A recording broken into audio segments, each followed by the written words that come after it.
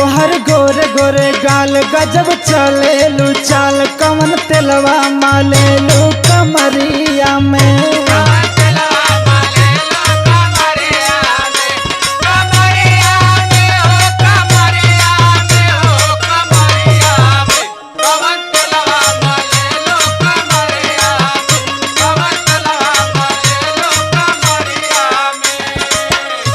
यही से कहली कि 2-4 ले पढ़ ला तो नाही तू तो पुलिया गोरबा। अरे भाई तो रास्ता चलल मुहाल कर दे बा तू लइकिन का। भाई तो समय है उम्र है कुछ समझा भाई। हाँ तो समय उम्र है तो तोरे खातिर हमार बात सुना हमके तू का बनौले हुआ। अपन आदत सुधार हमसे बोला ना दोबारा।